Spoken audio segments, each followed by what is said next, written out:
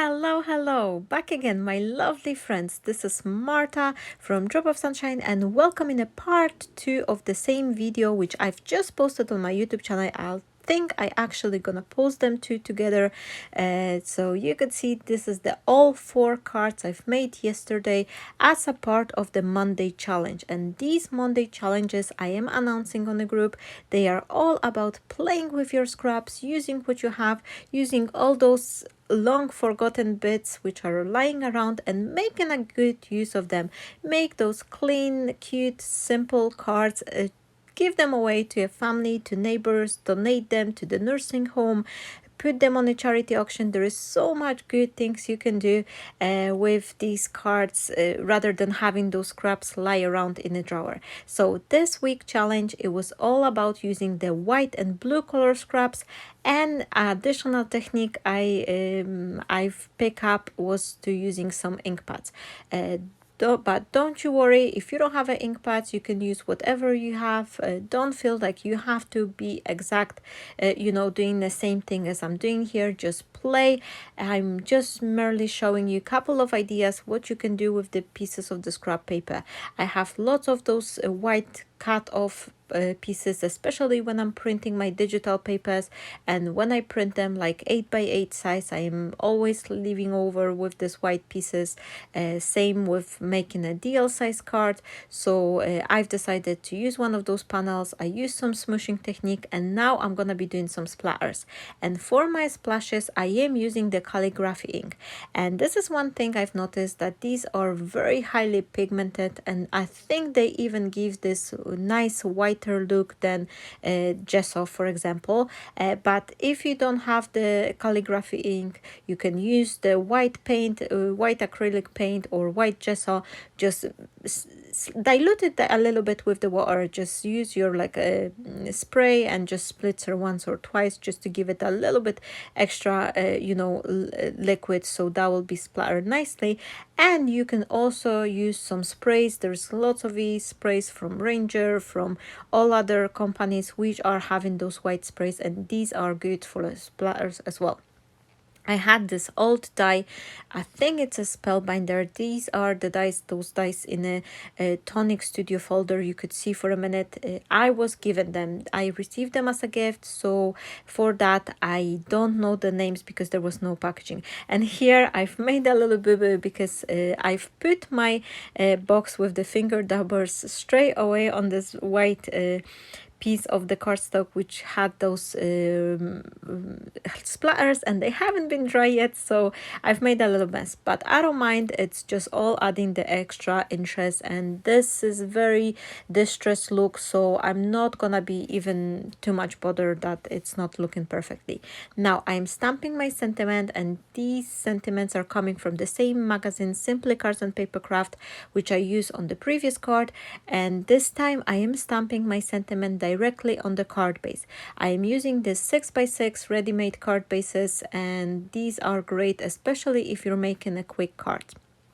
So I have my splatter background, and I have this little square frame to go around this elegant die cut piece, and now I want to use some embossing folder. And I've been looking through my collection of the folders, and I found this little one with the leafy designs, and as far as I remember, this was a freebie in one of the magazine. The vast majority of the embossing folders I have, those little ones, they are from magazines. I've been subscribing magazines for many years, and that's why I have tons of the embossing folders, tons of the stamps and different little dice which I've not been using as often. So with these challenges, I'm really focusing on using all of that little bits which I haven't been used for a while. And if you notice, the way I emboss the paper, I actually especially with this little square, I've put it on the angle, so this way once I will adhere them all to the card, I will have this this visual look that the emboss panel is continuously looking like this blue panel is matching the white one. So that's a fun thing you can do as well. If you're doing some aperture or something and you're using the embossing folder, try to recreate, put your elements in the same orientation, so that's gonna be looking nice. Now I'm adding the bow, and this is the final touch for my card. However, I'm waiting for my heating tool to heat up, so that's why I've just placed it over there, and I will finish it off in a second. But in meantime, I'm just jumping on the second card. I had this white oval frame from Spellbinder, which I cut, and it was also lying in my drawer. I don't know why. On many occasions I am cutting different frames and elements, and then I'm changing my mind what I'm, making a card. I'm thinking like, oh, it's too small, too big. I've changed it for a different shape, and then I have a pile of leftovers like that. And I had this beautiful bird, and as you can see, this paper is all squished. Unfortunately, my son had a little play with it, but I am just motivated to not throw it away. I'm gonna be using it anyway. And same with this blue color base, which is also squished. And if you have the paper like that, when you think like, oh, this is not usable anymore, just run it through the embossing folder. All the squishes, all the like imperfections, they will be gone. Once you press the pattern on the embossing folder, you're not gonna be able to see it anymore. I'm cutting two more ovals, like I'm cutting off this bird and then the frame from the same blue color cardstock. And I want to show you one thing. This blue color paper, it actually has this white core. So once I put it through the 3D embossing folder, I had lots of these little tears, and they are picking through with this white color. So if you don't like it, if you prefer to have the perfect embossed image, there's two things you can do. You can either very gently mist your paper before you will put it through the embossing folder. This will soaken up the fiber a little bit and will prevent paper from tearing.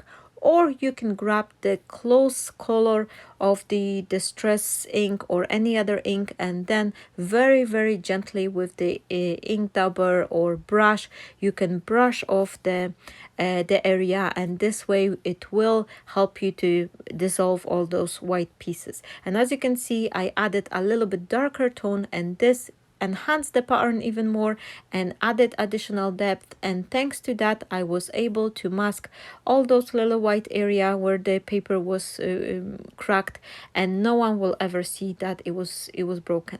And the color I'm using here, this is a broken china from Distress Ink, and I really like how it adds that additional depth. And now I'm going over this oval frame which I create. And once I will glue this bird onto the frame, no one will see there was any imperfection on that as well. Finally, I'm looking for the sentiment, and this actually the help came from the creative stamping. I just received a brand new issue. As you can see, I haven't opened it yet, but I remember that I've seen that lovely one-line stamp here on the magazine, so I've decided I'm gonna be using it here. The cards I'm creating, I'm trying to go with more generic look, either make them birthday or thank you card, or so they will be so versatile in many occasions, because I'm planning to put them on the charity auction on the eBay. So this way I can get rid of the scraps and also serve my community by passing along the money for my local support for any organization. And I really recommend you, my friends, to do the same. Like, if you have the scraps, just take some pile of them, create some simple cards, get use of those papers, because they're gonna be lying in your folders, they're gonna be lying in your drawers, and you're probably not gonna reach for them for a long time. So that way you can create some lovely cards. You can add, you can give them to your friends, you can give them to your neighbors, someone like that, and this way you're gonna have some fun and you're gonna be creating something good as well. I am adding a dash of a color to the sentiment strip, so that will be matching with the rest of my papers, and I will put this card together. I hope you enjoyed this Monday challenge. I really am encouraging you to check the group. The link to the group is down below here in the description area, so you could have a check. And then there's also some supplies I've used. links to them as well. And thank you one more time. I wish to say thank you to everyone who's been recently joining my YouTube channel, who's been supporting, subscribing to my channel. Please don't forget to say hi, to leave a comment or like, because if you're not gonna be having any reaction following your subscription, the YouTube will unsubscribe you, because that's how the algorithm is working. If you're just simply subscribe and there is no other action coming forward, then YouTube is taking down those subscription, because they think like, oh, if you don't like, if you don't continue to add any other action, then probably you hit that subscribe button by mistake. So if you want to subscribe to my channel, make sure you just say hi, leave a comment or like, and this way you're gonna be stay here for good. Thank you so very much. Once again, I will be coming back with the next video, which I've created with my commission for the magazine, and I will tell you a little bit about that. And in the meantime, I am wishing you all a fabulous day. Stay blessed, my friends, and I'll see you shortly. Bye bye.